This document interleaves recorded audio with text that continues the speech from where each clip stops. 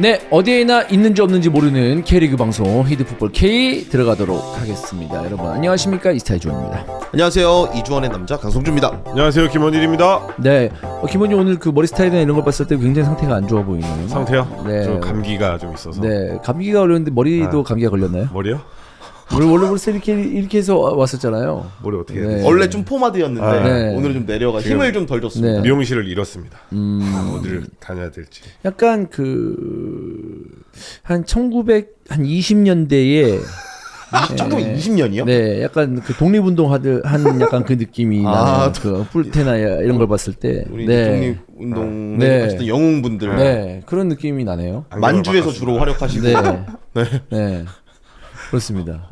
그런 느낌 좀 있습니다. 아, 독감 주사 안 맞았어요? 아?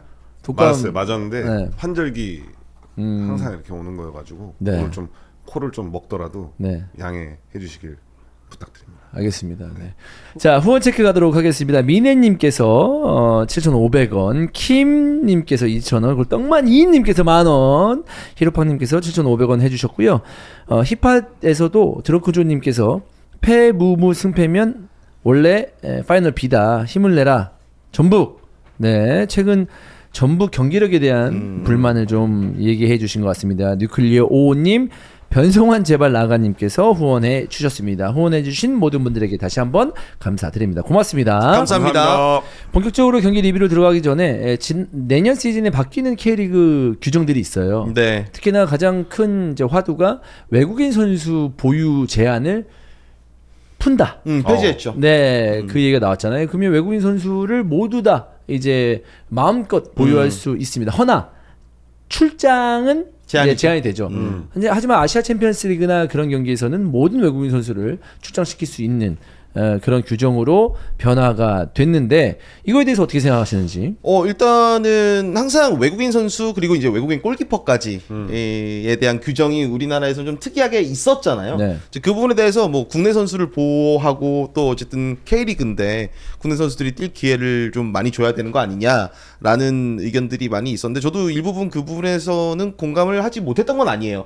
근데 사실 뭐 아시아 무대에서의 경쟁력이나 이 K리그의 가치를 점점 올리고 경쟁력을 좀 이 상향 평준화 시키려면 그래도 이런 제도는 필요했다라는 생각이고요. 이제 다만 좀 아쉬운 거는 저는 이 규정을 보면서 K리그 1, 2의 차등이거든요. 1은 어쨌든 엔트리하고 출전 선수를 5명, 그리고 K리그 2는 4명으로 제한을 했어요. 이제 그 부분에 대해서 1, 2의 차등이 꼭 필요한가? 결국에 물론 예산에 대한 부분이 좀 차등이 있기 때문에 K리그 2 구단에서는 이 숫자 제한을 두는 것 같은데 결국에는 K리그 2에서 예산을 쓸 수 있는 팀들이 외국인 선수 보유를 통해서 뭐 승격의 그런 특수를 누릴 수 있다라는 점, 이런 것도 또 이점이 될 수 있는 부분인데 일단 제한을 뒀다는 거는 좀 개인적으로는 아쉬운 부분입니다. 그러니까 제한을 두는 네네네, 부분들이. 원투가 동일했으면 좋겠거든요. 저는 이제 K리그 구단의 이제 전력 강화실의 역할이 좀 더 올라갈 것 같다. 이제 외국인 선수를 현지에 가서 보고 선택해서 영입하는 그런 과정이 정말 더 섬세해야 되고 심혈을 기울여야 될 것 같다. 이 외국인 선수의 쿼터가 풀어짐으로써 그런 부분들을 좀 생각을 했고, 제가 또 히든 K 하면서 외국인 선수 잘 보거든요. 외국인 선수 잘 본다고? 지금 주닝요가 이번 라운드 골 넣어가지고 또 네. 지금 아니죠. 또 싸박? 사박도 있고. 그거밖에 없잖아.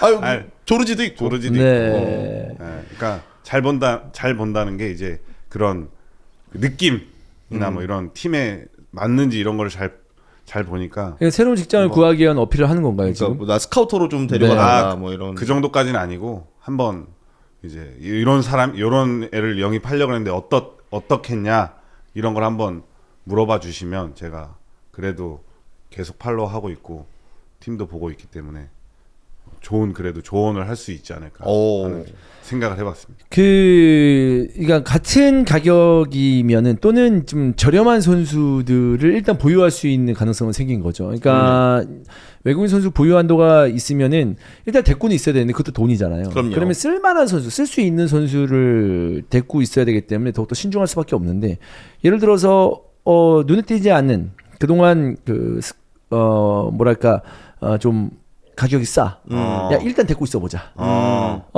편하게. 그럴 수 있는 거잖아요, 사실. 그렇죠, 그렇죠. 네. 뭐 예전 같으면 쿼터 한 장을 사용하는 거기 때문에 그거 자체가 부담스러웠지만 뭐 현재 상황 이제 다음 시즌 바뀌는 그렇지. 상황이라면 영입해서 뭐 국내 선수들과 비슷한 연봉이다. 그럼 데리고 있으면서 이 선수가 갖고 있는 장점을 또 외국인으로서 활용할 수 있는. 그러니까 외국인의 개념이 아닌 걸로 그렇지. 활용할 수 있는 거죠. 그러니까 국내 선수보다 싸. 그럼 더 좋은 그리고 거지. 그 먹는 것도 좀 적게 먹어. 그러면 얘는 데리고 있으면 이득이야. 뭐 이렇게 생각할 수도 있는 거잖아요. 식비도 덜 들고. 이런 네. 것도 있죠. 이제 막 브라질 같은 데는 막 주 리그 막 5부 막 그런 데서 막 18세, 19세 선수들 있잖아요.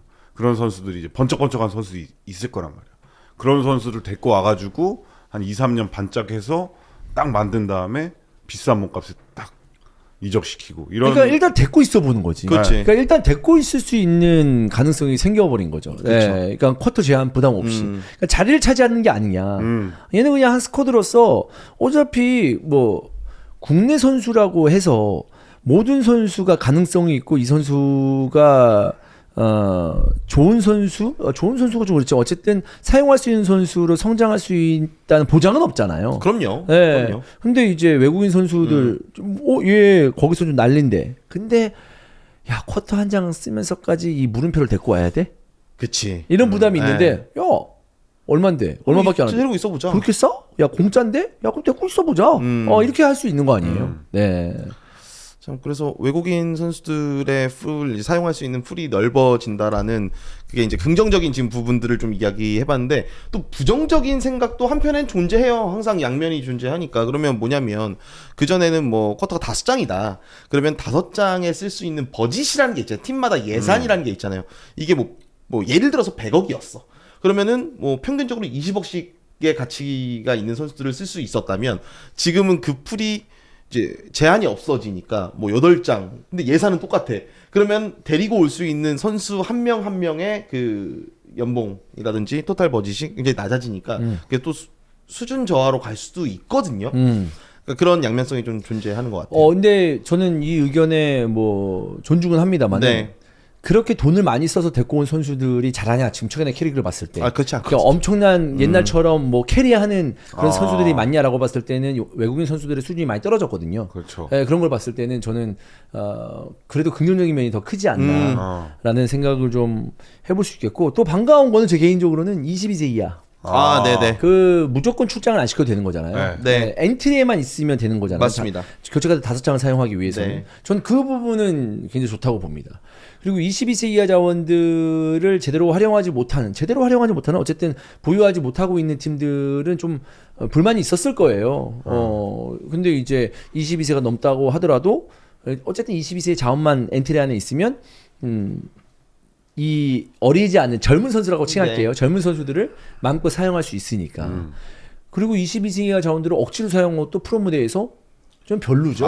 그쵸. 막 10분 만에 15분 만에 네. 교체 아웃되고 이런 모습들을 봤을 때 유쾌하진 않거든요. 예. 물론 출정 시간을 늘리고 그 무대를 그 피치에 발을 올려놓은 거 자체만으로도 좋은 경험일 수 있겠지만 사실 되게 억지로 만들어 놓은 규정 같은 느낌 우리 항상 받고 있었잖아요. 그래서 저는 요거는 변화가 좀 좋은 방향으로 가지 않나 라는 생각입니다. 그렇습니다.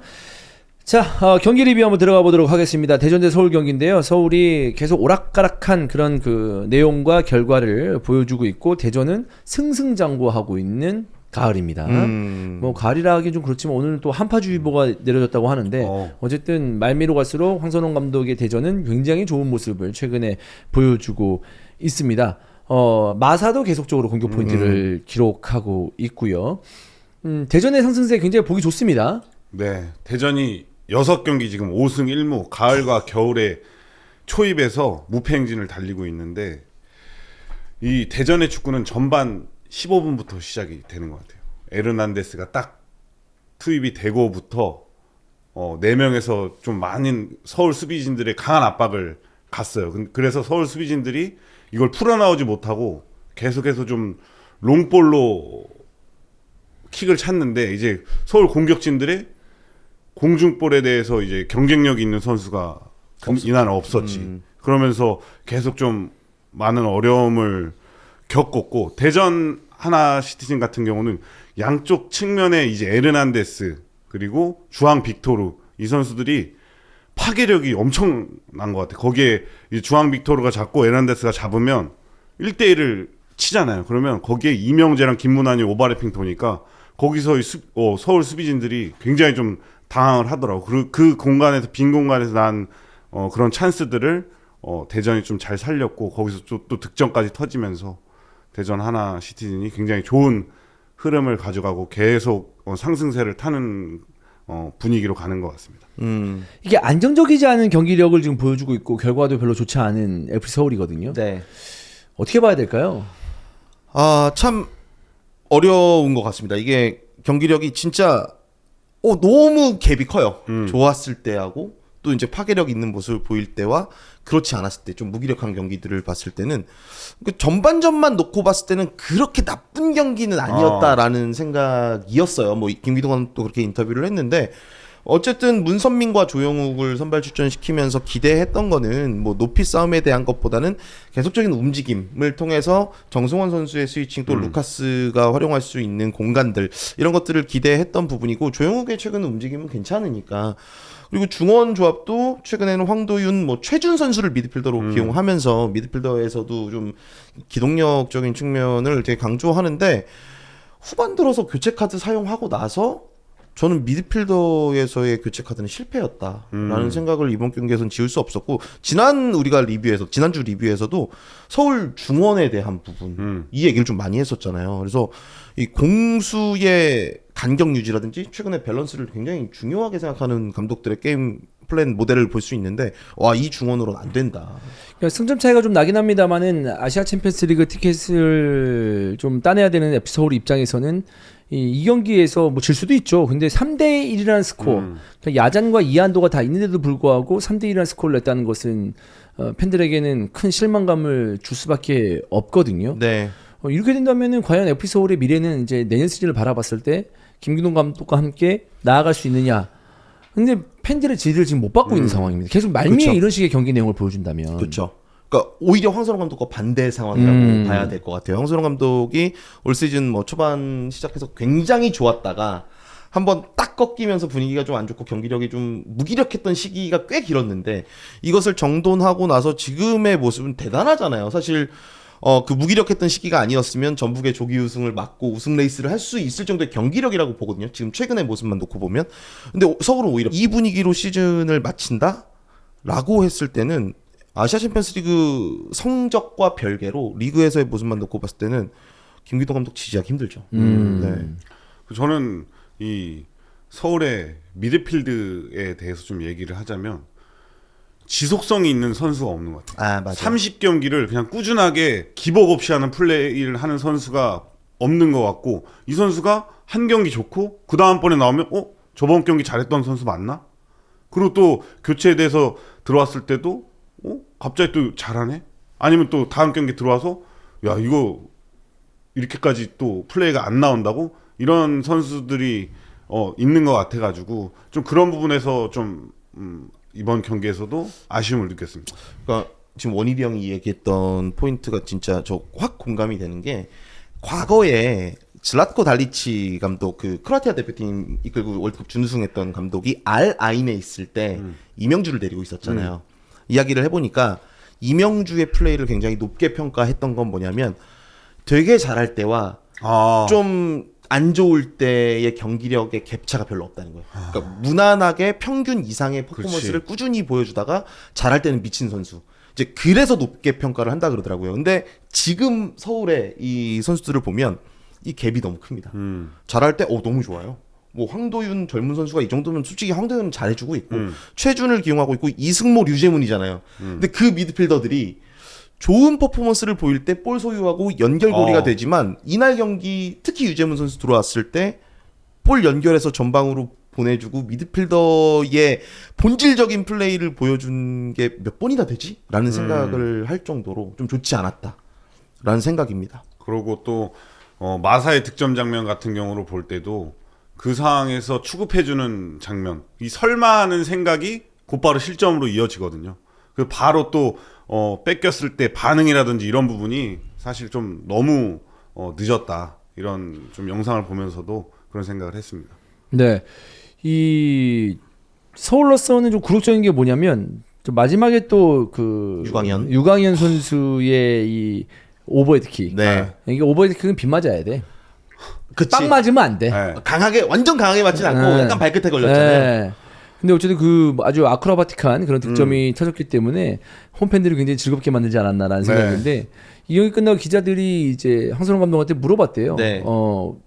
본인이 한일전에 넣었던 그 골 있잖아요. 발리슛. 그 골과 비교했을 때 어떤 골이 더 멋있는 거냐라고 했을 때 유광현 선수의 골이 더 멋있다라고 얘기를 했는데 사실 황선홍 골이 정말 멋있었거든요 그때. 그때에 우리가 이제 추억이 있고 비 오는 날 그 황새 세레머니. 근데 사실 지금 다시 그거 돌려보잖아요. 첫 터치 미스거든요. 맞아요. 그래서 타이밍 죽고 주춤주춤하다 또 맞고 들어갔잖아. 공이 떴어. 그래서 발리 딱 됐는데 골키퍼 맞고 이렇게 위로 좀 떠가지고 들어갔는데 그때는 그게 제가 축구 보면서 제일 멋있었던 거예요. 유광현 선수 얘기 조금 해보면 네. 지난 포항전 2대0으로 이기고 있을 때 95분에 들어왔거든요. 딱 카메라 잡아주는데 살짝 전 느꼈어요. 표정 관리가 안 되더라고요. 유광현? 약간 출전 시간에 대한 불만이 있었어. 카메라로 드러났단 말이에요. 근데 이 인터뷰에서 나왔다시피 감독방 찾아간 것 같아. 그래가지고 왜 저 좀 더 출전 시간 주면 안 되냐라고 인터뷰에 황선홍 감독이 출전 시간에 대한 욕심이 있는 것 같다라는 얘기를 한 것 같은데 이 유광현 선수가 포항의 입단이에요. 황선홍 감독 시절에 서해고 고등학교 졸업을 하고 포항에 입단했어요. 그럼 딱 방문 두드렸을 때 황선홍 감독이 약간 좀 이런 생각을 하잖아요. 서해고 있을 때 그때 시절 생각 못하고 이놈이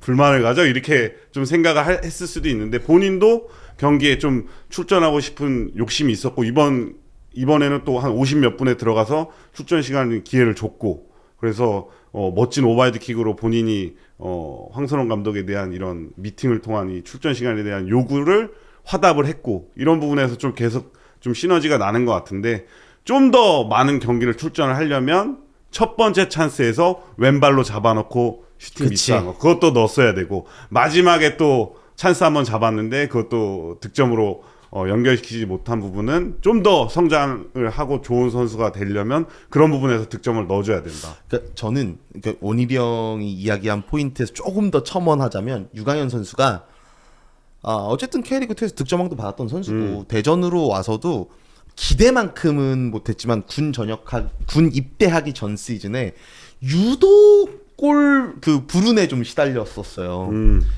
이번 오버헤드킥도 옵사이드 돼서 취소할 수도 있었던 아찔한 상황이었어요.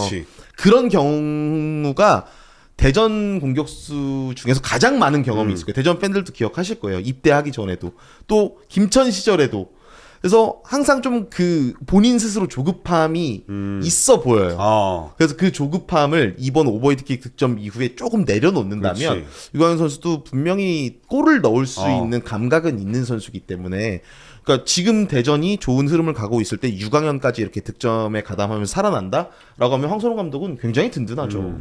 네.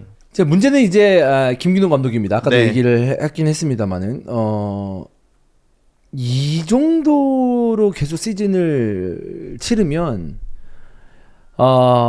신뢰를 받기 어려워요. 그래서 남은 몇 경기 안 남았지만 남은 경기 동안 뭔가 좀 희망을 보여줘야지만 이 불안한 감을 조금은 지울 수 있는 김기동 감독이다. 이런 말씀을 드립니다. 경기는 대전이 3대1로 승리를 했고 대전의 상승세가 어마무시하다. 대전이 이런 경기력을 이제 이렇게 되면은 이제 반대로 그거야. 황선홍 감독이 이제 저도 계속 얘기했거든요. 나 이 멤버로 여름 때만 봐도 황선홍 감독 대전 이게 맞나? 두 번째 대전 맡은 거잖아요, 사실. 이게 맞나라고 했는데 말미 이렇게 보여주면 본인의 자리가 확고해지는 거잖아. 그럼요. 대전은 재계약 오피셜 냈잖아요. 확고해지면서 이게 내년까지 맡을 수 있는 건데 반대로 김기동 감독은 불안하다라는 말씀을 드립니다. 자, 그럼 다음 경기 넘어가 보도록 하겠습니다. 강원대 전북 0대0 경기였어요. 중계했잖아요. 네, 현장 다녀왔습니다. 네. 일단 잔디 얘기부터 좀 하겠습니다. 전북의 스태프들이 경기장 도착해서 기가 막히다. 이래야지 막 다 웃으면서 야 그래 이런 데서 축구해야지 그러면서 이제 최근에 K리그 경기장들이 보기에도 안 좋은 잔디들이 많다 보니까 그치. 참 이게 축구 이제 자기는 축구 전문가는 아니지만 어쨌든 축구단에 일하면서 잔디가 이렇게 중요하다라는 것을 최근에 들어서 좀 많이 몸소 느끼고 있다 이런 스태프들이 이야기를 많이 하더라고요. 그리고 포엣 감독과 디에고 포엣 그리고 이제 포엣 사단이 오자마자 그라운드 밟더니 막 감탄을 하더라고요. 그래서 일단은 뭐 경기 시작 전까지 잔디는 큰 문제는 없었고 일단은 선수들이 경기할 때 최근에 이 디딤발 짚는 부분에서 좀 많이 들리더라고요. 아무래도 이 땅이 좀 많이 물러 있다 보니까 이제 그런 어려움들이 있었지만 그래도 타구장에 비하면 강릉 잔디는 최고다. 라는 말씀을 드릴 수 있을 것 같습니다. 네. 일단 강원과 전북은 올 시즌 6번째 맞대결이었습니다. 네. 예, 리그에서는 이제 4번째 맞대결 그리고 코리아컵 준결승에서 1, 2차전 강원이 굉장히 아쉬웠던 결과를 얻었던 매치업이었기 때문에 정경호 감독이 경기 전에도 만났지만 고민을 굉장히 많이 하더라고요. 그러니까 최근에 전반전에 경기력 좋고 좀 뒷심이 부족한 결과들을 좀 만들어내면서 이제 그 부분에 대해서 지난 서울 원정에서 메가폰을 직접 잡고 팬들한테 좀 사과하는 장면도 있었고 그리고 전북과의 경기에서 이제 가장 최근 맞대결이 코리아컵 2차전, 준결승 2차전에서 1대0으로 이기고 있다가 이 추가 시간 11분에 뒤집힌 거잖아요. 그래서 거기서의 그 한이 좀 남아 있더라고요. 근데 주중에 바로 또 아시아 챔피언스리그 히로시마 원정을 가야 되니까 이 선택과 집중을 해야 되는데 냉정하게 지금 집중할 포인트는 리그에서 순위는 이제 떨어질 곳은 없거든요. 그냥 이제 버티고 있으니까 리그보다는 그래도 챔피언스리그에 좀 힘을 실어야 되지 않을까 그 고민을 좀 많이 한 것 같아요. 그래서 로테이션을 굉장히 많이 활용했던 베스트 11을 들고 나왔는데 참 이게 우리가 한 시즌 이렇게 리뷰를 하면서 시스템이라는 표현을 진짜 많이 하는데 야, 정경호 감독이 그래도 팀을 안정적으로 잘 만들어 놨다라고 생각을 하는 게 선수들 뭐 수비 라인부터 중원 거의 다 바뀌었거든요. 근데 전북 선수들이 쉽게 강원 진영으로 넘어오지 못했어요. 그만큼 경기의 주도권을 강원이 쥐고 흔들었던 전반전이었다. 라고 볼 수 있었고 그럼에도 불구하고 전북은 뭐 직선적인 혹은 선수들의 개인 능력을 통한 크로스 상황에서 박스 안으로 보내줬을 때 이런 결정력을 가질 수 있는 팀인데 이제 그런 장면들이 좀 나오면서 굉장히 다이나믹한 경기는 아니었어요. 그러니까 상대 박스 진영으로 많이 들어가서 슈팅이 많이 나오고 우리가 이제 팬들이 시청자들이 좀 환호할 수 있는 장면이 많이 나오지는 않았지만 그 단단함 서로 간의 중원 2구역은 내주지 않을 거야. 우리가 여기까지는 내주지만 여기 너넨 못 들어와 라고 하는 딱 지키고 가는 게 좀 명확하게 보였던 전북과 강원의 경기였습니다. 결과적으로는 0대0으로 끝났는데 포엣 감독이 경기 끝나고 나도 재미없는 경기였다 라고 인터뷰했잖아요. 그러니까 그 정도 아니었는데 나는 괜찮았거든요. 물론 전북이 포엣 감독도 경기 전 인터뷰에서 이제 동기부여하기 참 힘들다. 포엣 감독 영어는 잘 들려요. 이 링가드 선수와 대화하면 솔직히 영어 못 알아듣겠거든요. 그 영국 사람들하고 미국 사람들 영어 듣기 힘들어요. 근데 오히려 비영어권의 이 사람들이 영어를 할 때는 잘 들립니다. 발음이 딱딱딱 찝히니까. 그래서 포엣 감독이 정말 결국에는 코리아컵까지 이 매치핏과 선수들의 텐션을 가져가는 게 가장 중요하다 이런 얘기를 했는데 저는 그런 차원에서 봤을 때는 일단은 수비적으로 안정감이 있는 팀이구나 전북이 확실히 뭐 공격에서의 화력도 대단하지만 수비적으로 지키는 힘이 있기 때문에 우승 트로피를 들어 올릴 수 있었구나라는 것을 느낄 수 있었던 경기였습니다. 네. 아마 정경호 감독은 그 생각을 했을지도 몰라요. 그러니까 계속 너무 많은 골을 먹으면서 어렵게 이기고 지고 했기 때문에 실점을 좀 하지 말자. 뭐 앞으로 이제 경기를 봤을 때 실점을 안 하는 게 굉장히 중요하고 아첸도 마찬가지니까 팀이 계속 많은 골을 실점하면 불안해요. 뭘 못해요. 그렇죠. 예, 근데 전북이라는 팀을 상대로 물론 전북도 최근에 성적이 안 좋긴 합니다만은 이 전북을 상대로 무실점으로 경기를 끝냈다는 것은 다시 한번 강원이 이제 아시아 챔피언스리그에서도 좋은 성적을 낼 수 있는 발판이 될 수 있으니까 그 부분에서 좀 신경을 많이 쓰지 않았을까라는 생각입니다. 네. 또 이날 정경호 감독이 오랜만에 가라 포메이션을 들고 나왔거든요. 그러니까 전북이랑 6번째 맞대결이어서 그런지 몰라도 또 이제 파이널 라운드에서 만나는 건 네 번째 만남이니까 대충 알잖아요. 그래서 약간 로테이션도 많이 가동한 김에 가라 포메이션을 들고 나왔어요. 이 가라 포메이션의 기본적인 시스템을 말씀드리면 홍철 오른쪽 풀백, 조현택, 박호영 센터백, 이기혁 왼쪽 풀백이었는데 이제 저는 이제 강원 경기를 많이 했으니까 아 이거 누가 봐도 백스리구나. 이기혁이 왼쪽 스토퍼고 홍철이 또 왼쪽이구나. 그리고서는 오른쪽에 김도현을 오른쪽 윙백으로 두는구나라고 했는데 딱 그렇게 나왔더라고요. 근데 저는 전북 상대로 이 전략 괜찮았던 것 같아요. 그러니까 가라 포메이션이 괜찮았던 게 아니고 백스리에서 이기혁을 왼쪽 스토퍼로 두고 홍철을 윙백으로 뒀을 때 약간 비대칭하게 이 두 선수가 올라갔을 때 크로스 타이밍 잡기가 너무 좋은 거예요. 그러면 깊은 위치에서도 되고 약간 얼리 크로스 타이밍에서도 왼발을 너무 잘 쓰는 선수들이 있으니까 이제 그런 부분으로 박상혁이 군 전역하고 돌아와서 첫 경기였는데 박상혁 겨냥한 플레이도 괜찮았고 그 연계도 괜찮았다. 그래서 양팀 감독이 득점을 하지는 못했지만 나름 전북과 강원과 전북을 상대하면서 꺼내든 전략은 재미 요소였다라는 생각이 들었습니다. 네. 그러니까 전북이 사실 좀 조기 우승을 좀 하면서 힘이 좀 빠졌나요? 최근에 성적이 좀 별로 좋지 않은데. 그 부분도 없지는 않을 거예요. 분명히 우승을 확정 지었고, 그러면 이제 코리아컵이 다음 이들의 목표인데, 그때까지 경기력 유지하면서 사실 부상 안 당하고, 이런 것도 상당히 중요하잖아요. 그치. 그래서 이제 아무래도 좀 텐션이 낮아진 건 맞지만, 그럼에도 많은 로테이션을 가져가지는 않았던, 이 감독, 저희, 뽀액 감독이었습니다.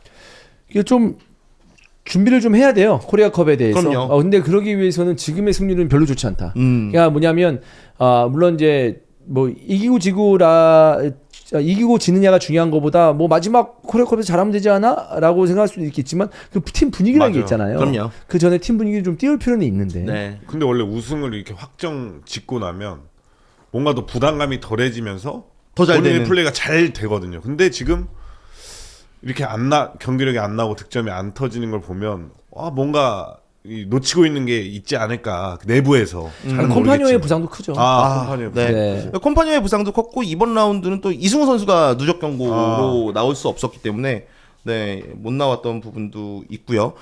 그렇지만 이동준과 맹성웅 그리고 강원에서는 박상혁과 이승원 전역한 선수가 무려 양팀 합쳐서 4명이나 있었고 강원은 사실 뭐 서민우, 모재현, 김대원, 박상혁, 이승원까지 즉시 전략감에 5명이 올 시즌 김천에서 뛰던 선수들이라는 거예요. 그래서 굉장히 김천의 올 시즌 이 성적에 관여를 많이 했던 어떻게 보면 좀 수혜를 받은 팀이다라고 볼 수 있습니다. 네. 좋습니다. 경기는 0대0으로 네. 득점이 터지지 않으면서 이제 끝이 났고요. 다음 경기입니다. 안양 대 울산 경기 한번 가볼 텐데요. 울산 큰일 났습니다. 계속 이슈의 중심에 있었던 울산이었는데, 그러니까 어쨌든 선수단과 감독 간의 관계가 계속 지금 집중을 받고 있는 상황. 그리고 감독이 나갔는데도 불구하고 계속 그 이슈의 중심이 있었던 울산 선수단이었는데 안양에게 3대1로 졌다? 그러면 이 선수단에 대한 어떤 그 아쉬움과 비판이 계속 지금 쏟아질 수밖에 없거든요. 저희가 그럼요. 그때 당시 얘기했잖아요. 그 사건이 터졌을 때도 물론 뭐 그렇게 표현할 수도 있고 뭐 우리가 내부에 있는 게 아니기 때문에 속내용은 다 모르지만 어쨌든 일당날 될 수 있는 거를 끌고 온 거잖아. 그렇죠. 끌고 왔는데 그러면 이제 성적으로 증명하면 된다. 선수단이. 예. 근데 그 상황에서 지금 증명을 못 하고 있습니다. 네, 그렇기 때문에 뭐 울산 팬도 답답하겠지만 다른 어떤 그 타팀 팬들이 더욱더 울산에 대해서 좀 비판할 수 있는 여지를 지금 준 경기죠. 3대1로 졌습니다. 안양에게. 그렇죠. 근데 네. 저는 한 현장에서 봤는데 한 10분 정도 보고서 야 안양 몸이 너무 좋다 그런 느낌을 받았는데 울산이 선제골을 넣었어요. 그런데 울산 선수들이 판정이나 이런 부분에서 하나하나 반응을 하는 거예요. 그러면서 이런 강등권 싸움 진짜 진흙탕 싸움을 안 해봤구나 하는 그런 게 너무 나서 경기 운영이나 이런 부분에서 굉장히 좀 아쉬움이 선수단이 스스로 막 판정에 흥분하고 이러면서 경기를 좀 내보내는 그런 냉정함을 좀 잃어버렸던 울산 선수들이 아니었나. 그 울산 선수들을 옹호하는 건 아닙니다만은 이 심판 판정이 좀 아쉬운 것도 있었어요. 네. 중간 중간에. 네. 근데 뭐 퇴장, 옐로 카드 뭐 이거에 대해서 뭐라 그러는 게 아니고 한 번 한 번 휘슬이 이거는 조금 그 갈 길 밟은 울산 그 선수 입장에서는 좀 짜증나는 상황들이 분명히 있었다. 그렇죠. 근데 네. 그것도 여러 경험이 있잖아요. 심판이 진짜 개떡같이 봐도 그 안에서는 진짜 냉정함을 유지하기는 쉽지 않지만 진짜 계속 침착을 해야 되거든요. 근데 판정 하나하나에 계속 이 선수들도 흥분하고 반응하고 이런 부분에서 실점도 나오고 이래서 좀 경기가 그대로 좀 부러지지 않았나. 진짜 뭐 이렇게 말하면 좀 웃기죠. 잘못 본 것 같다가 대세에 지장이 없다라 그러면 좀 웃기지만 어쨌든 큰 막 진짜 PK를 찍어버리거나 아니면 진짜 뭐 퇴장을 줘버리 그런 건 아닌데 약간 그 공수의 짜잘짜잘하게 이게 밖에 선수단이 짜증날 만한 그 부분들이 있었어. 근데 안 그래도 울산 선수들이 지금 심적으로 조급한데 조급한 상황에서 경기에서 더 이렇게 예민하게 반응하는 부분이 그런 거 같아요. 이게 우승 경쟁을 하고 있었으면 울산 선수들이 이 정도 조급하진 않았을 거예요. 이런 판정들이 나와도. 근데 처음 해보는 거잖아요. 지금 이 하위권에서 진짜 피말리는 강등권 경쟁을 하고 있다 보니까 그 컨트롤이 안 된 것 같고 무엇보다 지금 울산이 가장 어려운 거는 딱 그겁니다. 안양과 울산을 놓고 봤을 때 뭐 선수단의 면면 다 떠나서 이 팀이 어떤 축구를 하고 있는지에 대한 색깔은 안양은 확실해요. 근데 울산은 선수단의 구성, 베스트 11의 조합 그리고 울산을 이끌었던 지도자들이 계속 바뀌면서 지금 그 게임 모델이 안양하고 비교가 안 돼요. 안 되죠. 안양은 우리는 어떻게 축구를 할 거야라는 것을 명확하게 제시하는 반면에 세 번째 감독입니다. 네, 울산은 지금 사실 그걸 할 수 없는 환경이에요. 그러니까 노상래 감독이 게임 모델이 없다는 게 아니에요. 노상래 감독은 그거를 제시를 해도 이거를 정립시켜서 딱 팀의 맞춤복으로 만들 수 있는 물리적인 시간도 지금 없었고 지금 그런 환경도 아니에요. 근데 그러기에는 안양은 갑옷을 입고 있어요. 반대로. 이제 그 차이가 이 결과를 만들어내지 않았나. 이 경기에서 이제 김민혁 선수가 경고 누적으로 전반전에 퇴장을 당하면서 어쩌면은 경기 분위기를 완전히 안양에게 내준 네. 그런 카드가 됐는데 그 카드 두 장은 심판으로서는 나올 수밖에 없는 네, 그 그렇죠. 카드라고 생각하고 별로 문제가 네. 없습니다. 중요한 건 뭐냐면 김민혁 선수가 사실 이제 이 자리에 처음 쓴 게 아니에요. 네. 근데 이제 수비형 미들로서 본인이 해야 될 역할 아니면은 이제 그 어떤 그 익숙함에 대해서 좀 부족하구나. 혼자서 이제 그 자리에 서 있는 게 굉장히 부족하다고 느낀 게 뭐냐면 다 카드들이 본인 위치를 찾지 못해서 나온 카드였었거든요. 네.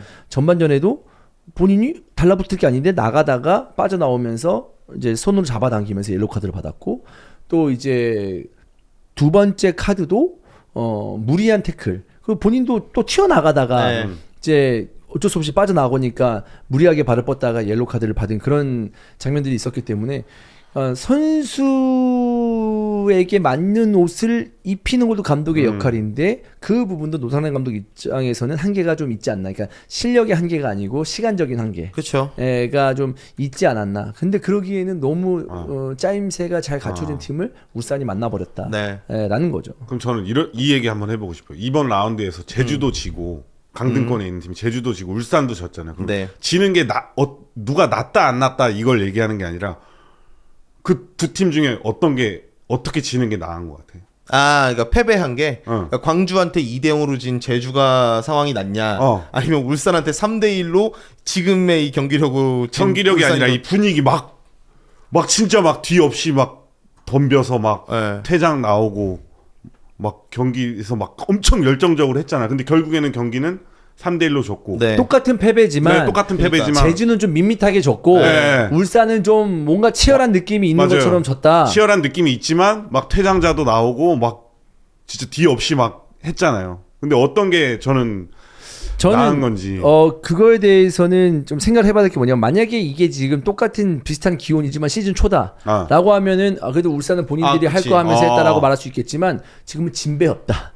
그러니까 무슨 내용이고 나발이고 없고 지금 상황에서는 이제 승점 3점이 중요한 거기 때문에 그걸 따지기에는 좀 무리가 있잖아. 하지만 시즌 초반이었다면은 야 그래도 밋밋하게 하는 거보다 할 거 하고 지는 그 울산이 낫지라고 볼 수 있겠지만 울산의 팀에 대한 체급을 봤을 때 그렇다고 해서 울산 잘했다. 아. 뭐 시즌 초반이라고 쳐도 뭐 할 거 하고 졌잖아라고 하기에도 그렇게 말 이제 못하죠. 그렇게 말 못한다. 그러니까 저는 이 제주와 울산 경기 이 강등권 싸움에는 이 제주 경기 스타일과 울산 경기 스타일의 그 중간을 진짜 잘 찾는 게 중요한 것 그치. 같아요. 예. 막 너무 흥분해서도 안 되고 너무 차갑게 식어서도 안 되는 그런 경기력을 유지하는 게 끝까지 어차피 가야 되는 거니까 울산 선수들도 좀 그런 부분에서 좀 생각을 하고 다음 경기는 좀 나왔으면 좋겠다는 생각이 있습니다. 지금 계속 선수가 이제 이렇게 베스트 11은 완벽히 이제 구성하지 못하고 있는 상황, 안정적이지 못한 울산의 이번 시즌이었는데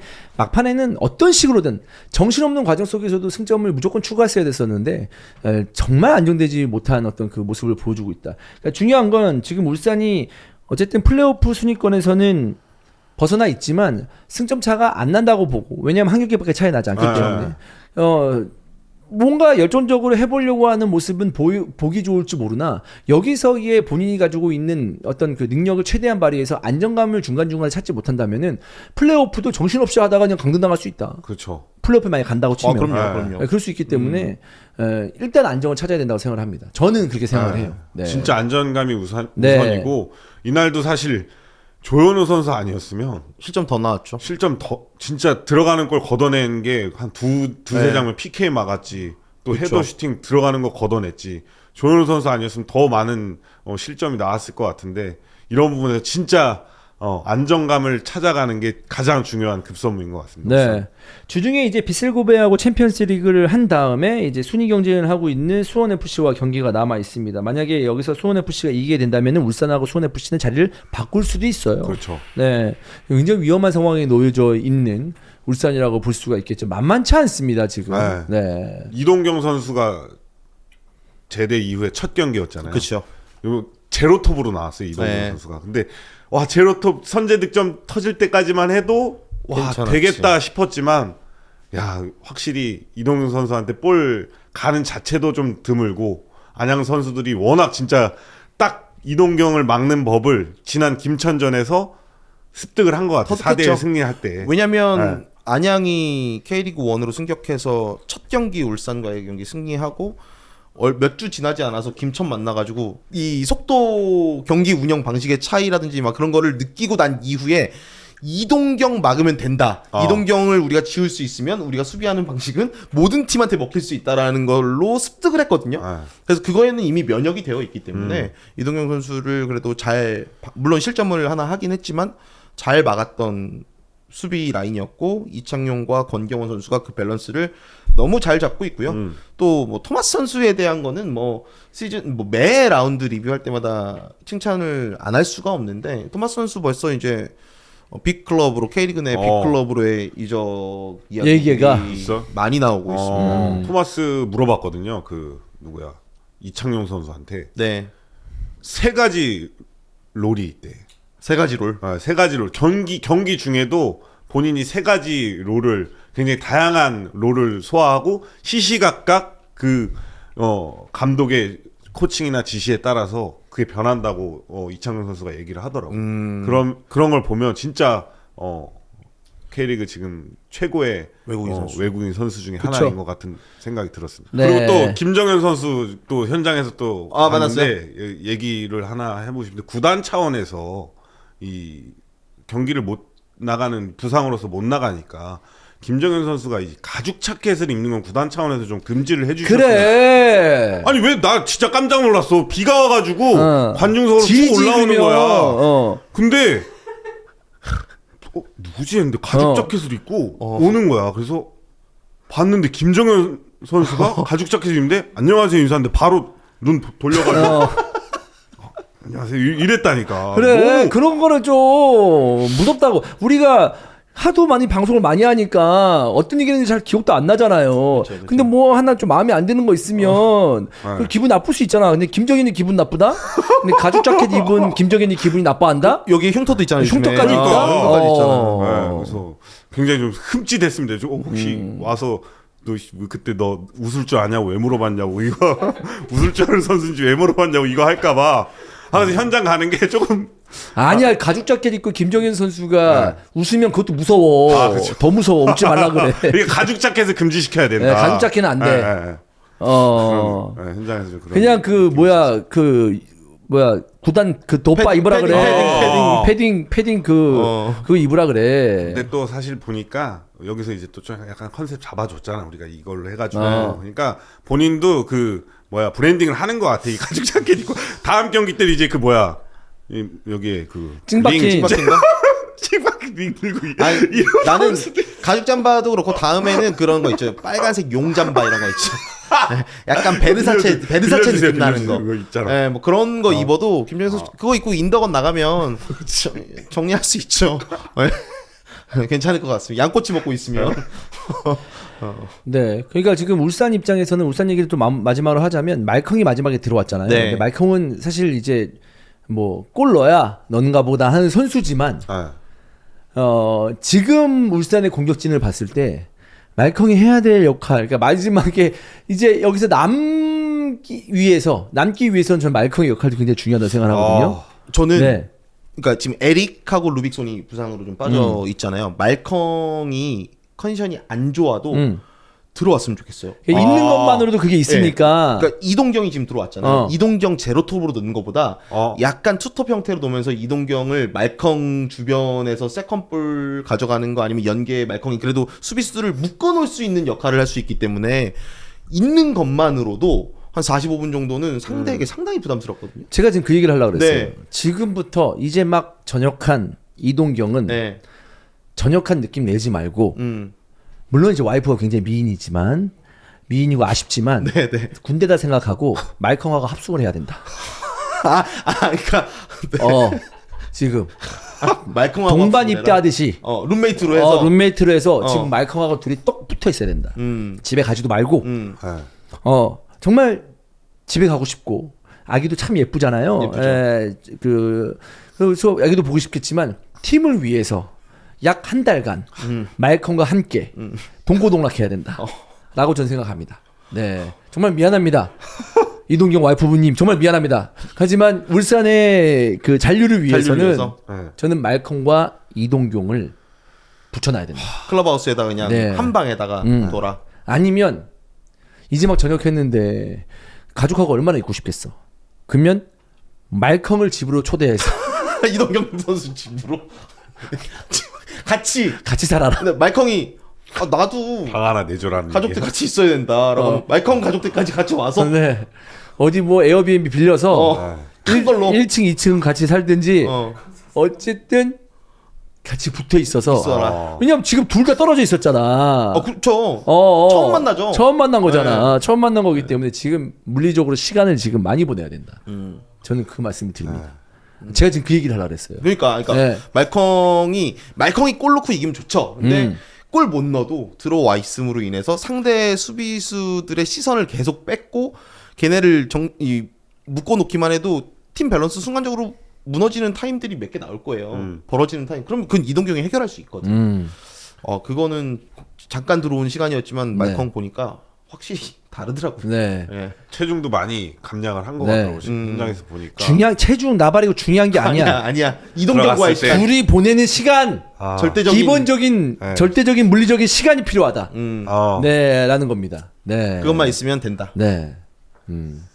손잡고 다녀야 돼요. 네. 둘이 손잡고. 계속. 어. 네. 그렇습니다. 아닌가요? 저는 충분히 일리가 있는 얘기입니다. 이거 제가 좀 과하게 얘기해서 그런 거지. 충분히 공감. 네. 충분히 공감하고 이동경 선수가 이제 조금 더 그러니까 최근 이 라운드 보면 김천에서 전역한 선수들 보면은 움직임이 달라요. 반응 속도가 다릅니다. 그게 약간 군기가 아직 남아 있다라고 해야 되나? 이제 그런 것도 이동경 선수가 조금 얘기를 해주면서 같이 끌고 가면 좋지 그래. 않을까. 이동경 선수 아직까지는 이제 군대물 안 빠졌거든요. 싸제물 아직 안 들어왔단 네. 말이야. 이제 싸제물 이제 들어오면 이게 또 하기 전에 군기 바짝 들었을 때 일단 그거를 이제 울산에 쏟아야 된다. 왜냐하면 근데 집에 가는 순간 이게 쭉쭉 빠지거든요. 그래요. 경험해보니까 그래요. 군대물이 집에 가는 순간 빠져요. 예, 집에 가지 말고 말콤과 함께 여기가 군대다. 난 지금 파견 나왔다. 아 잠깐 나온 거야. 파견 나왔다 지금. 울산으로? 울산으로. 파경이 아니지 파병 나왔다. 파병. 예, 파병이다. 파병. 예, 김천에서 울산으로 파병 나왔다는 마인드 가지고 말콤과 함께. 말콤도 외국인 선수잖아. 그렇죠. 그러니까 이제 외국인 용병과 함께 나는 이제 파병 나와서 여기 전장을 뛰어다닌다. 약간 이런 느낌처럼. 전쟁터는 맞아. 파이널 네. B 그룹은 전쟁터예요. 전쟁이야. 전쟁터야. 네, 전쟁터 나왔다라는 생각을 갖고 있어야 됩니다. 이동경 선수 미안합니다. 이동경 선수 가족도 미안합니다. 하지만 울산을 위해서 어쩔 수 없는 제 아이디어라는 거 이해 좀 해주십시오. 네. 어떻게 생각하나요? 이거에 대해서. 아니 뭐 잔류를 위해서 별의별 짓 다 해봤잖아요. 그렇죠. 뭐 합숙 싫어한다고 하시더니만 네. 제가 막 어디 가서 해야 되는데 네. 이동경이랑 말컴을 합숙시켜 버리는. 어쩔 수 없어 지금은. 누가 지금 캐리할 거야? 이동경 해줘 아니야? 거기에 이제 붙어서 말컴까지 좀 가세를 해주면 좋지 않을까? 이 두 선수의 콤비네이션 굉장히 중요합니다. 네, 가장 중요한 것 같아요. 그런 부분들이. 그러니까 상상을 해봤거든 지금 이동경이랑 말콩이랑 퇴근해가지고 이동경네 집으로 같이 가는 거야. 출근할 때 말컴이 이동경 이렇게 안고서 출근하면 되겠네. 한 차에 타고 가는 거 모습만 생각해도 웃긴 거야. 네. 너 그런 게 필요하잖아요. 필요하죠. 근데 왜냐면 그러니까 축구 선수 케미로 봤을 때는 저는 올 시즌 이동경 봤잖아요. 이동경 뭐 제로톱도 보고 측면도 보고 다 했는데 전방에 박상혁이라는 스트라이커, 뭐 전역하기 전 유강현이라는 스트라이커, 이 선수들이 있었기 때문에 이동경이 좀 더 자유를 얻을 수 있었는데 그 이동경에게 자유를 줄 수 있는 옵션 말컹인 것은 분명합니다. 그렇습니다. 네. 네. 자, 다음 경기 가보겠습니다. 광주 대 제주 경기입니다. 네. 이게 사실 이제 2대0까지 나올 경기는 아니었어요. 서로 밋밋했거든요. 네. 이제 밋밋한 그 경기였었고, 그 와중에 뭐 제주도 뭐 찬스가 있긴 했습니다만은 살리지 못했었고, 어쩌면은, 제주 입장에서는 승점 1점 정도는 따낼 수 있는 경기 아니었어? 라고 생각할 법한 그런 경기였습니다. 그럼 전반전에는 제주가 경기를 주도를 했잖아요. 주도를 했고 이제 빅찬스를 몇 번 했는데 이제 뭐 득점을 못했고 빅찬스 미스가 있었고 이 제주 수비진들은 임채민 선수하고 송준 선수는 좀 어색했을 것 같아.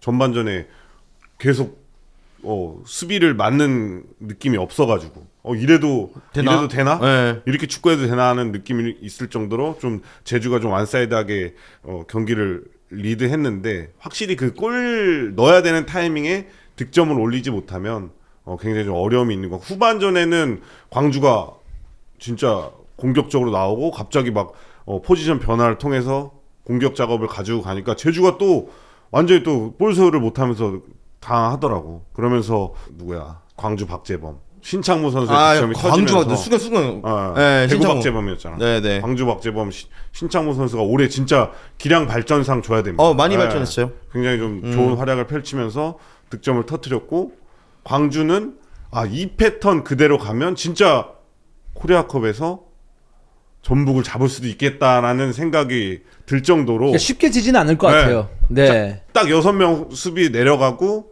딱 맞겠다라는 느낌이 있을 정도의 패턴을 가지고 간다면 전북도 쉽게 광주를 뚫을 수 있을 것 같다는 생각이 안 들었습니다.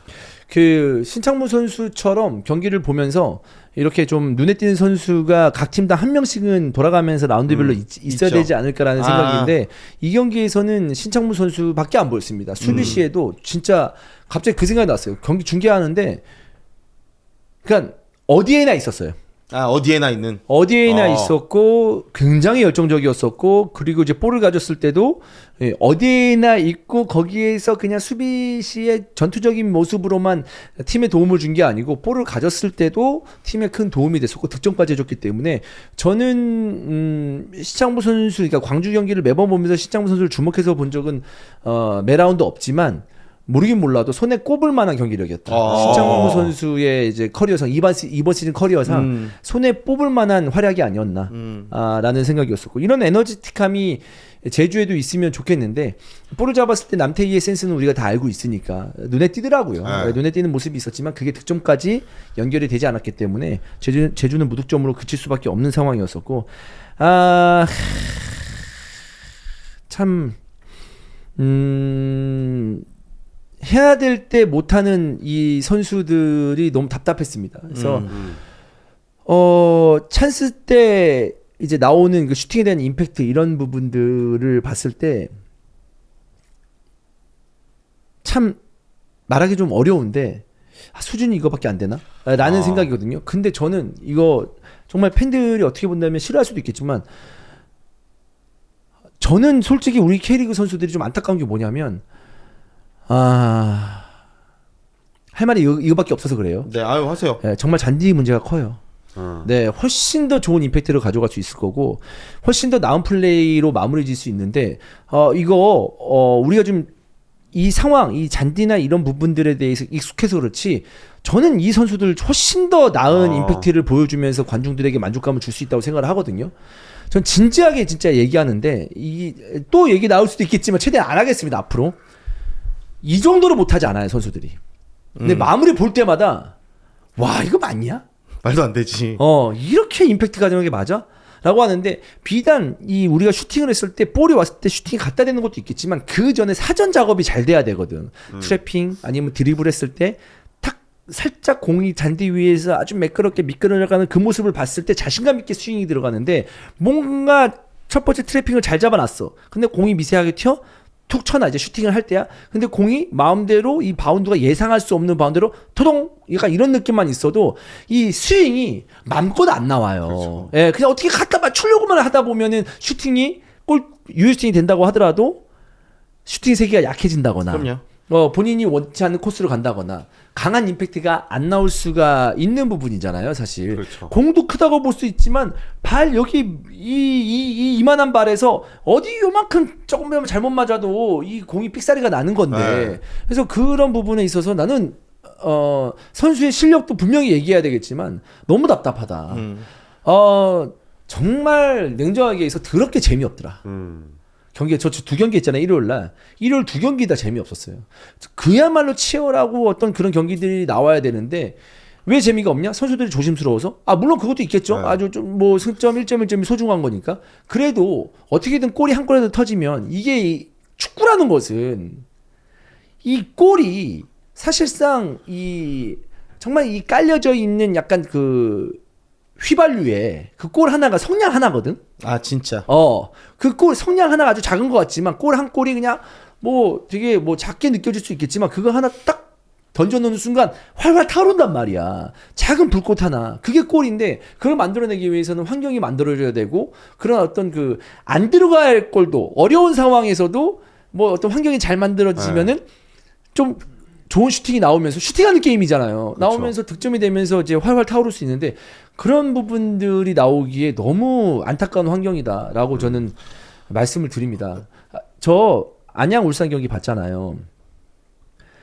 이게 잔디가 들리고 안 들리고 여러 가지 어떤 그 잔디가 좋냐 안 좋냐를 판단했을 때 들리냐 안 들리냐, 잔디가 촘촘하게 심어져 있냐, 어떤 여러 가지 어떤 요소들이 있는데, 저는 안양 울산전 잔디는 그래도 꽤 괜찮다고 안양 봤거든요. 괜찮아요. 네. 네. 저는 그래서 그런 경기가 나왔다고 네. 봐요. 이거는 저는 공감합니다. 네. 그리고 강원과의 전북 경기도 물론 좀 곳곳에 잔디가 디딤발에 들리는 것이 있었지만 전체적인 건 괜찮았어요. 그러니까 근데 광주하고 제주 경기했던 광주 월드컵 경기장은 솔직히 잔디가 좋지 않습니다. 광주가 굉장히 점유율을 높게 가져가는 팀이고, 이정효 감독이 선수들의 디테일한 움직임을 굉장히 중시하는 감독인데, 그거에 비해서 그라운드 사정은 광주 축구와는 맞지 않아요. 오히려 광주가 우당탕 경합을 하는 걸 좋아하는 팀이면, 이제 반대로 상대가 세밀한 축구를 하는 팀이 왔을 때 어려움을 겪을 수 있습니다. 저는 사실 지난 라운드에서 얘기를 안 했지만 안양이 그래서 좀 경기가 어려웠다라고 보거든요. 광주 상대로. 마테우스도 그렇고 토마스도 그렇고 실수도 많았고, 이게 선수들이 킥을 하는 감각이나 뭐 패스 컨트롤 할 때 잔디에 파인 것도 중요하지만 밀도가 상당히 중요해요. 이 굉장히 밀도가 높은 잔디에서는 공이 살짝 떠 있죠. 떠 있죠. 살짝 떠 있죠. 근데 이번 라운드 뭐 대구 얘기 잠시 하겠지만 세징야의 이번 경기에서의 킥은 물론 개인 컨디션도 많이 좋아 보이진 않았지만 세징야가 킥이 얼마나 정확한 선수인데 크로스나 뭐 이런 게 다 짧았거든요. 그러니까 임팩트 존이 완전 달라지는 거예요. 그래서 이제 그런 부분들이 영향을 좀 많이 줬던 라운드였다라고 생각이 들고, 그러니까 제주가 사실 올 시즌 득점력 고민에 대한 거를 이 잔디의 문제로, 이 광주 그라운드의 문제로 다 좀 뭐랄까 승화시킬 수는 없습니다. 없습니다. 없어요. 근데 그럼에도 충분히 좋은 더 퀄리티 있는 슈팅들을 만들어낼 수 있는 것은 분명하지만 이제 그것도 이겨내야 하는데 제주는 여러모로 좀 어렵다라고 말씀드릴 수 있을 것 같고, 뭐 제주 선수들이 잘한다, 뭐 잘하는데 못했다 이 얘기보다 그러니까 전체적인 게임 분위기가 훨씬 더 이제 불이 붙을 수 있고, 그리고 이제 슈팅이라는 것들이 들어가지 않는다고 하더라도 기대감을 가질 수 있는 그런 슈팅들이 나와야 되는데 다 헤벨레 그리고 완전 벗어나고 막 이런 걸 보면 선수 기량만 얘기할 수는 없다. 네, 그런 말씀을 좀 드리고 싶었어요. 이게 슈팅 타이밍 딱 잡으려고 하다가도 눈에 보이는데 공이 튀고 있잖아요. 그럼 움찔해요. 이게 몸이 이게 풀스윙이 안 되잖아요. 이런 타이밍 싸움인데 결국에는, 그리고 선수들이 볼을 정면으로 이렇게 전진하는 방향으로 잡아놓으려고 해도 오다가 튀어버리면은 그게 안 되는 거야. 그러니까 경기 속도 떨어지고. 그거는 맞잖아요. 네. 첫 번째 컨트롤이 튀겨버리게 되면 시야도 낮아지게 되기 때문에 전방으로 못 가죠. 네. 그래서 그 부분에 대해서 아쉬움을 분명히 좀 얘기하고 싶었고, 이 경기에서는 뭐 중요합니다. 광주의 집중력. 이런 집중력이면 슈팅 4개 때렸어요, 광주. 네, 그 중에 이제 2골 들어간 거니까. 그래서 이 집중력이 빛을 본 경기 내용이었다라는 생각이고, 저는 제주 선수들이 되게 열심히 안 뛰었다? 뭐 그런 건 못 느꼈어요. 네, 그건 아니었죠. 네, 그런 건 아니었어요. 네. 근데 득점기에서 찬스에서 살렸으면은 분위기를 살릴 수 있었어요. 근데 그 기회들을 못 살리니까. 저는 제주는 이렇게 가야 된다고 저는 생각을 하고, 앞으로 이 승강 플레이오프까지 염두를 해둔 이 제주 선수들의 플레이였던 것 같고, 사실 그 전에 그 4명 퇴장당하면서 배웠잖아. 그러니까 좀 더 침착함을, 냉정함을 유지를 하면서 시즌을 마무리하고 K리그 1 잔류를 좀 생각을 하고 있는 것 같은 경기력이었습니다. 네, 다른 얘기를 하자면 이종현 감독이 벤치에 앉지 못했습니다. 네, 벤치에 앉지 못해서 이제 이종현 감독을 딱 비춰줬는데, 이종현 감독이 이제 T1 유니폼 그 자켓을 입었더라고요.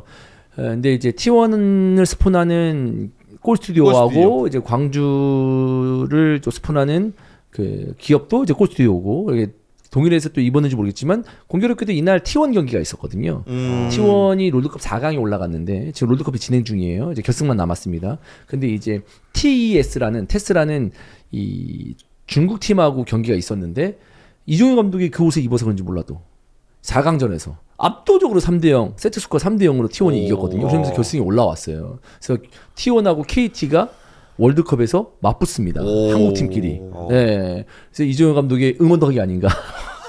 네. 왜냐면 긴장을 좀 많이 했거든. 중국 팀이거든요. TS가 중국 팀인데 지면 어쩌나. T1이 경기력이 되게 좀 오락가락 하는데, 물론 이제 8강전에서 굉장히 멋진 모습을 보여줬지만, T1의 경기력을 보장할 수 없는 상황에서 이종현 감독이 힘을 주면서 압도적으로 예상과 다르게 이종현 감독의 영향력은 거기까지 미칩니다. 네. 근데 또 보면 보통 감독들이 뭐야 이거 이렇게 하면서 이거 내가 뭐 젊은 애들 하는데 이거 뭐 내가 뭐 입어야 되겠어? 할 수도 있잖아. 그럴 수도 있죠. 근데 이종현 감독도 그런 거에 있어서 그러니까 또 저는 개인적으로 보기 좋았습니다. 굉장히 카인드하고 또 이종현 감독의 이 라운드별 패션 감각을 보는 재미 요소도 있어요. 옷 잘 입으시잖아요. 그렇지. 네, 멋있어요.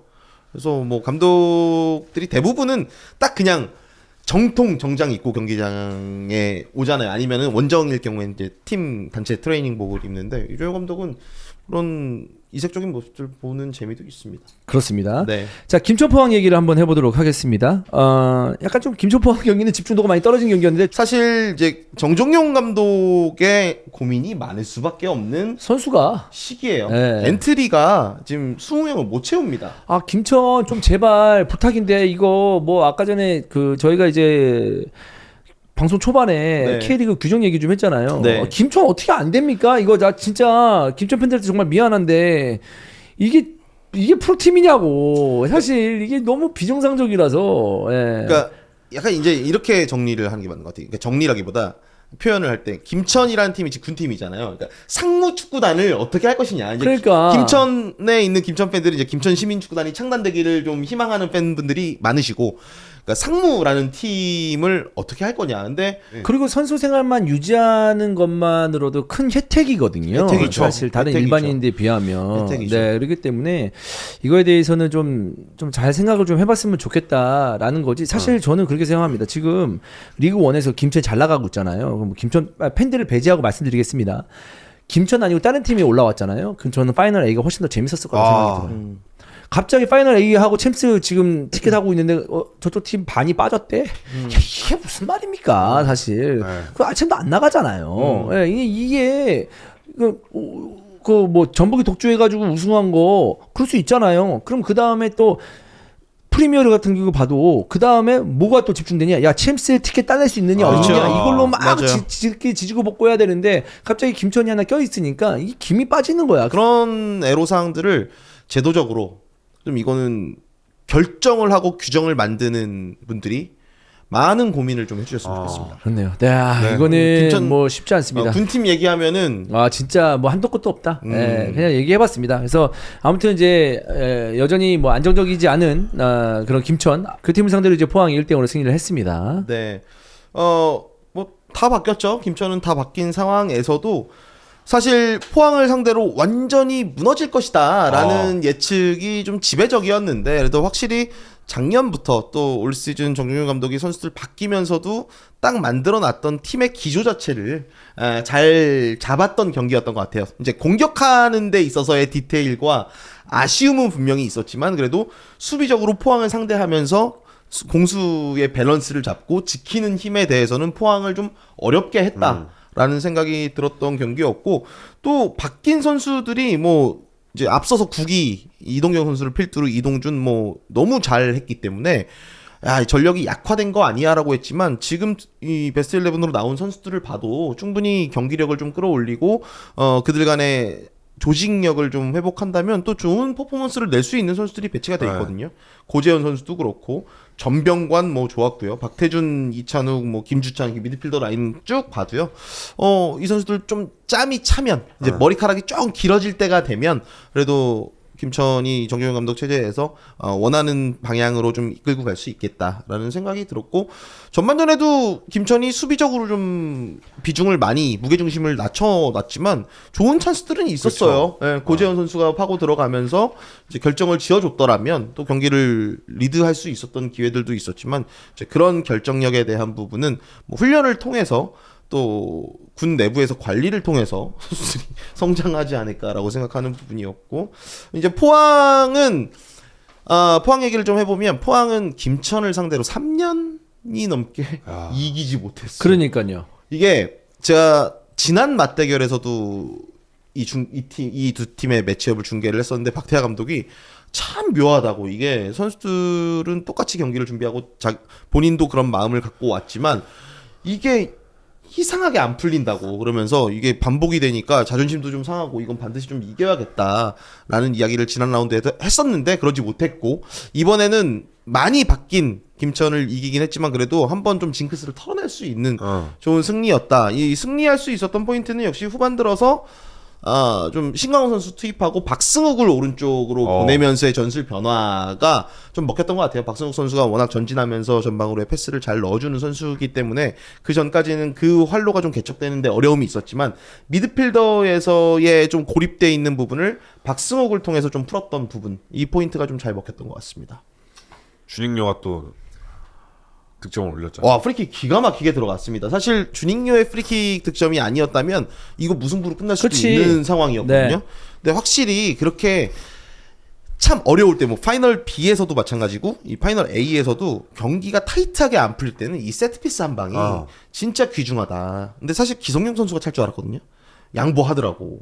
그래서 주닝유가 멋지게 꽂아 넣으면서 본인이 얻어냈으니까 본인이 딱 찰 그게 생기는 거야. 그치. 그래서 지분이 좀 더 있기 때문에. 네. 그래서 올 시즌 2득점이죠. 맞습니다. 1득점 됐죠. 두 번째 득점입니다. 그리고 이호재는 이제 득점왕 경쟁 사실상 하고 있는 상황인데 이호재 선수는 뭐 올 시즌 내내 그랬죠. 상대에게 고립당하고 이호재가 워낙 연계를 잘 하니까 상대들이 계속 밀어내고 파울로 끊기고 그럼에도 박스 주면서 찬스들을 좀 맞이하는데 슈팅에 힘이 좀 들어가더라고. 아무래도 의식을 좀 하고 있지 않을까라는 생각이 들었고요. 그런 부분들이 아쉬웠어요. 저는 이호재 선수가 개인적으로 득점왕 경쟁에서 좀 승리하는 모습을 보고 싶었거든요. 왜냐면 이호재라는 그 정통 9번 그런 모습 좀 나오면 기대를 해봤던 부분인데 좀 주춤하고 있습니다. 근데 3경기 남았으니까 네. 이호재가 이제 그런 부분을 좀 채워주지 않을까. 네. 경기 내용은 만족스럽지 않겠지만 박태하 감독 입장에서는 그동안 이제 이런 징크스를 깰 필요가 있었는데 네. 어찌되었던 어려웠지만 이 징크스를 깬 부분에 있어서는 포항 입장에서는 포항 팬 입장에서는 반가운 결과다라고 볼 수가 있겠죠. 박태 감독 입장에서는 지금 아시아 챔피언스리그 2에 나가고 있잖아요. 근데 지금 순위로 끝난다면 어쨌든 김천을 제외하기 때문에 아시아 챔피언스리그 엘리트 플레이오프로 갈 수 있는 순위거든요. 조금 더 뭐 끌어올리기에는 이미 뭐 대전이 너무 치고 올라가서 지금 순위를 일단 잘 유지할 수 있는 시즌 마감을 해야 될 것 같습니다. 네. 마지막 경기입니다. 수원FC 대구 1대1로 무승부가 됐습니다. 엄청나게 치열한 경기였었고 앞서서 그러니까 4시 반 경기였었고 2시 경기인 광주 제주 경기에서 제주가 패했기 때문에 대구 선수는 그 결과를 확인하고 뛰었단 네. 말이에요. 그러면서 저는 이거 다른 결과가 나올 수 있겠다. 그러니까 대구가 승리하는 결과가 나올 수도 있겠다라는 생각을 했거든요. 왜냐하면 이거 이기면 따라갈 수 있다라는 동기부여가 엄청 크잖아요. 그 결과를 아는 거 모르는 거 다르잖아요. 차이가 사실. 나죠. 네, 그렇기 때문에 제주 졌네. 그냥 우리는 뭔가 좀 오른 상태에서 나오지 않을까라고 생각했는데 대구가 못했다기보다 수원FC가 세징야를 거치게 잘 다뤘고 세징야도 컨디션이 100%가 아니었다고 합니다. 100% 아니었어요. 예, 이게 크죠. 네. 와, 최규백과 이현용 네. 진짜 세징야 못 돌아서게 한다. 와, 이현용은 무슨 마음 먹고 나왔어. 네, 난 무섭더라고 이현용은. 네. 어린 선수인데도 그 태클하고 포효할 때 딱 보는데 와 진짜 무섭더라고. 네. 그러니까 이런 기세가 있긴 해야 돼요. 그러니까 지난 라운드에서 김은중 감독이 좀 인터뷰에서도 밝혔잖아요. 선수들이 볼 피해 다닌다. 무기력했고 막 이제 이런 질타를 했었는데 한 주간 준비를 잘했구나. 대구 상대로 우리가 지면 이거는 끝이다라는 마음으로 나온 게 경기 내내 보였습니다. 네. 그래서 뭐 전체적인 어떤 의지가 굉장히 세 보였었던 수원 FC였었고 그래도 저 후방에서 김강산의 또 이제 복귀했죠. 뭐랄까 복귀가 전역해서. 있었잖아요. 가세가 좀 있었기 때문에 대구도 잘 버텨내지 않았을까라는 생각이거든요. 저는 뭐 보통 이제 강등권에 있는 팀들이 승점을 추가하지 못하면 아니면 또는 이제 이기지 못하면 비판 기조로 나갈 수밖에 없잖아. 야, 네. 그렇게 많이 졌는데 막판까지 와서도 이거밖에 못 보여주냐? 목에 지금 칼이 들어왔는데 이거밖에 안 되냐라고 얘기하기 쉽잖아요. 그렇죠. 근데 이 경기에서는 대구 선수들에게는 그렇게 얘기하기 좀 어렵다. 그래서 더 안타깝다. 열심히 하는데도 한계가 이 정도인가?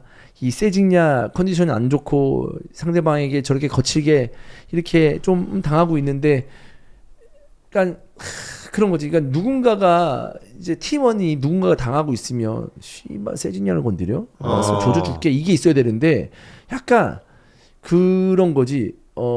무기력한 거지. 더 슬플 것 같아 나는 대구 선수들이.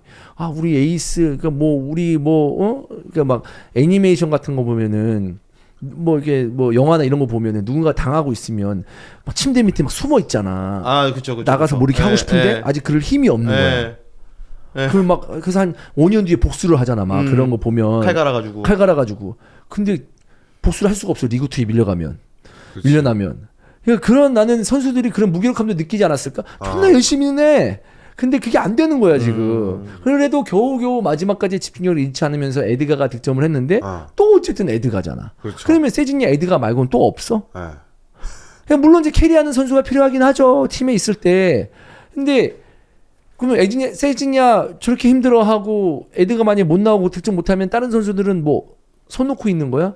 하지만 열심히 안 뛰어? 열심히 뛰어. 그래서 더 짠한 거야. 내가 지금 내 말한 어떤 느낌이 뭔지는 알겠지. 그러니까 막 비판할 수가 없어. 그냥 좀 안타까움이. 차라리 비판해줘라고 생각할지도 몰라. 비판해줘, 우리 더 잘할 수 있어요라고 하는데 겉으로 보겠으면 아유 그냥 니들 열심히 한다 됐다 아유, 그래 알았어 이렇게 할 수밖에 없는 상황이 선수들 본인들에게는 더 기분 나쁘고 좌절감. 그러니까 원일이가 만약에 선수 생활 뛰고 있어. 원일이가 막 하고 있는데 잘 못했어. 근데 원일이 속으로는 더 잘할 수 있었는데 아쉽다라고 했는데 주위에서 원일아 너 할 만큼 했어. 저 더 잘할 수 있는데 야 아니 할 만큼 했어. 깝치지 마. 너 할 만큼 그 정도 잘한 거야. 이러면 더 기분 나쁘잖아. 더 기분 나쁘지. 내려놓으라는 의미가 그러니까. 그리고 일단 또 뭐가 마음을 좀 이렇게 좀 먹먹하게 만드냐면 먹먹해. 그러니까 김병수 감독이라서.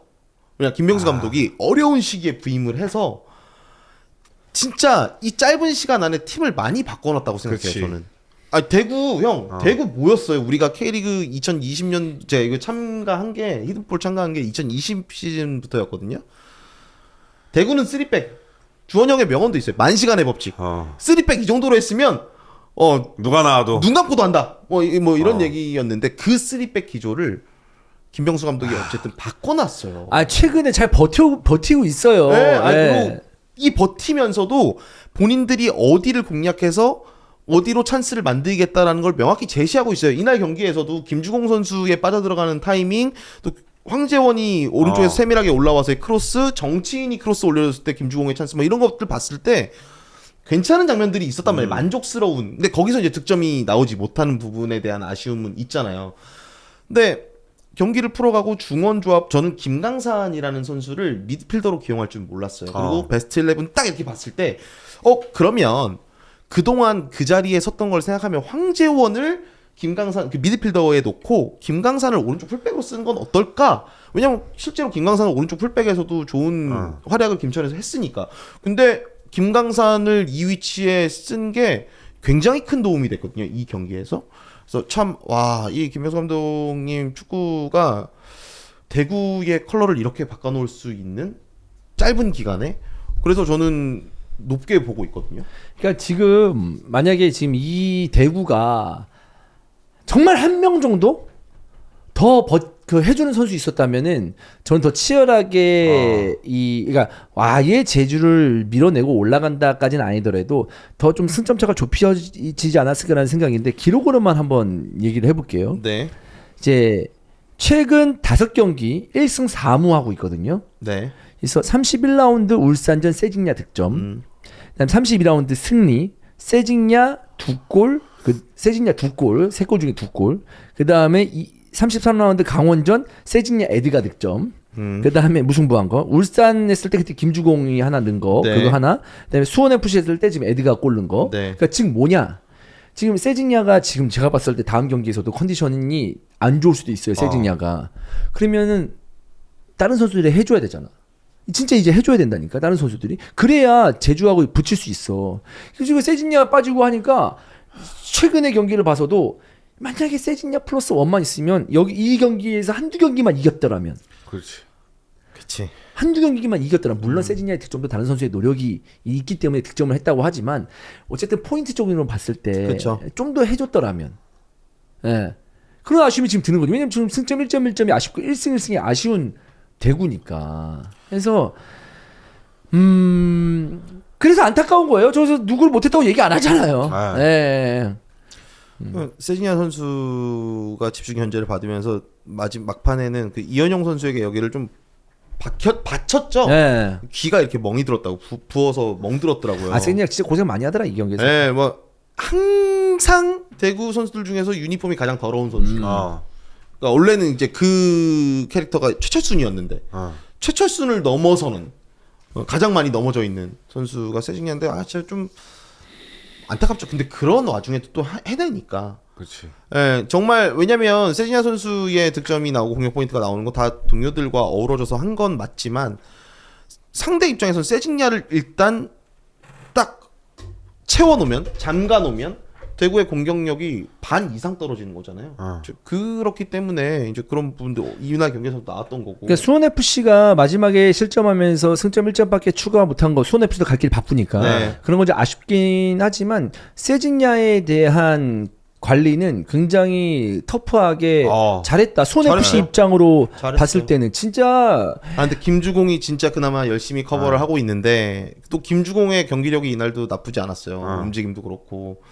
근데 결국에는 득점이라는 결과물이 필요한 거잖아요. 근데 그게 안 나오니까 너무 좀 안타까운 것 같고. 네. 이날 사바 골 넣었잖아요. 네.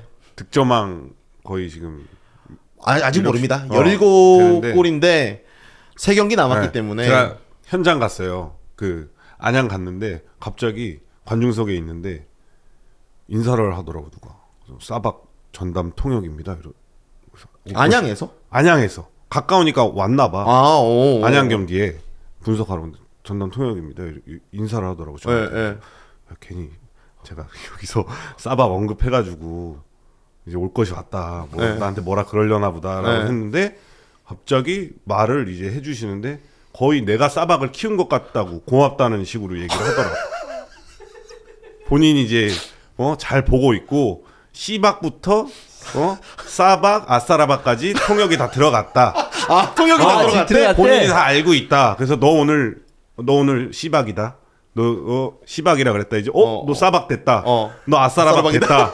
그거를 이제 다 통역을 해줬다 그러더라고. 그러면서 굉장히 좀 감사의 인사를 전해서 진짜 순간 좀 심장이 좀 철렁했는데 그래도 사박의 이제 득점 행진에 조금이라도 뭔가 한 것 같아서 좀 보람을 느꼈습니다. 네.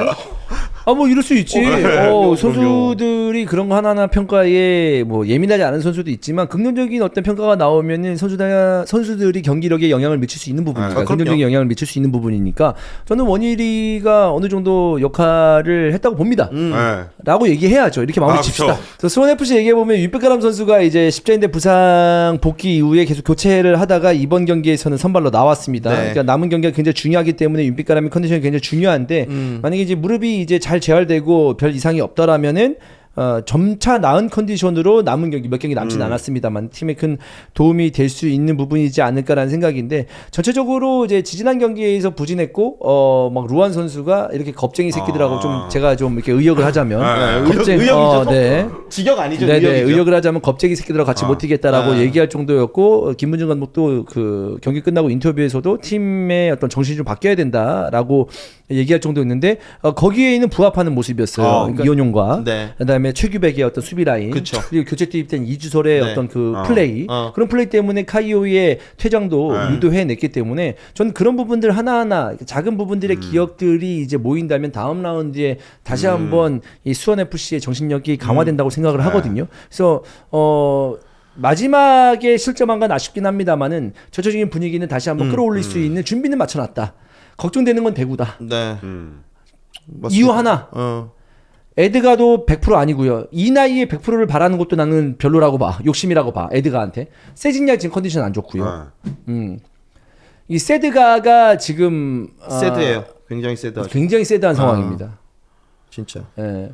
이 두 선수가 100%의 컨디션이라고 해도 굉장히 지금 힘든 상황인데 이 경기 잡았어야 됐거든. 그렇죠. 이 어떤 식으로든 이 경기를 잡았어야 됐거든. 승점을 줄일 수 있고 맞대결이 있기 때문에 이제 마지막 그 경기까지 그러니까 몸은 정말 다 걸레짝이 돼도 정신만은 할 수 있다라는 것을 좀 그런 분위기를 만들었어야 됐었는데 그러기 위해서는 승점차를 좁힐 필요가 있었는데 이 좁히지 못한 이 경기에 전 너무너무 아쉽습니다. 그러니까 네. 그래서 지금 완전 위기거든요. 네. 이제야말로 그동안 했던 세징야가 했던 에드가가 했던 그런 어떤 그 결과물들을 다른 선수들이 이어받아서 해줘야 된다라는 걸 말씀을 드립니다. 근데 대구가 승리하려면, 그러니까 물론 세징야 아이드가 우리가 너무 많이 얘기해서 당연한 거고 지금 뭐 정치인 김주공 잘해주고 있지만 수원 FC 이날 경기에서 뭐 이현용하고 최규백 뭐 말씀해주셨지만 김경민 같이 해야 됩니다. 이날 선봉대장 저는 김경민이었다고 그래. 보거든요. 김경민도 약간 조절이 약간 좀 마무리나 이런 네. 것만 하면 좋긴 하겠지만 정말 활력은 불어넣어주고 있거든요. 전방 압박하는 속도나 이런 거 진짜 브레이크 없이 뛰었는데 이런 식으로 모든 선수들이 뛰어야 돼요. 자 그러면 대구 얘기해서 세징야 그러니까 김경민 같은 또 다른 선수가 필요하다고 생각했잖아. 네. 왜냐하면 이제 외국인 선수가 꽤 좋으니까 네. 그리고 수원 FC는 이제 또 윌리안도 컨디션을 또 이제 끌어올리고 있는 상황이니까 세징야, 에드가 뭐 정치인 얘기 많이 김주공 네. 했어요. 그 세징야, 에드가 빼고 누가 해줘야 된다고 생각합니까? 지금 상황에서 솔직히 해줄 수 있는 선수는 저는 박대훈. 박대훈 왜 했죠? 그 무슨 깎이지 않은 뭐 원석 해가지고 원성 얘기했었는데 박대훈. 근데 지금 그 시즌 시작한 지 10개월 됐잖아요, 거의. 네. 10개월이면 좀 오바스러운가? 시즌 말미잖아. 네. 지금까지 안 깎이면 못 깎는 거 아닙니까? 한 번 깎였나? 그 원석이 너무 단단한 거 아니에요? 반만 깎였어 지금. 깎이긴 했어요? 조금 가진 게 정말 많은 선수인데 박대훈이 해줘야 된다? 박대훈 해줘야 되고요. 그다음에 그 지오바니 더 해야 돼. 더 이악 물고 해야 돼. 지오바니 가진 게 많은 선수인데 조금 더 해야 돼요. 좀 더. 그러니까 무슨 대구는 무슨 뭐 다 은행이야? 뭐 가진 것만 있고 왜 안 풀어놔 그러면? 축적만 시키고 적응만 해놓고. 어. 근데 박대훈 선수가 이 시점에 좀 해주면 올 시즌 공격 포인트를 많이 생산하지 못한 것에 대한 거를 좀 만회할 수 있는 3번의 기회가 남았기 때문에 박대훈의 역할 중요합니다. 네, 알겠습니다. 다음 라운드도 제주와 대구를 저는 중점적으로 이제 중계를 하거든요. 일정 보고 그것도 또 중계를 또 하도록 하겠고요. 확실히 파이널 A 우승 경쟁이 좀 끝났기 때문에 파이널 A보다는 파이널 B 상황에 대해서 집중할 수밖에 없다라는 네. 상황. 그리고 완전 꼬인 울산도 지고, 그다음에 제주도 비기고. 네. 졌죠. 제주 지고 제주 광주한테 졌죠. 대구는 겨우 비기고. 비기면서 어쨌든 이 지고 비기니까 약간 좀 따라간 느낌이 나잖아. 이겼으면 더 대박이었겠지만 대구 입장에서는. 그래서 제주도 긴장되는 상황.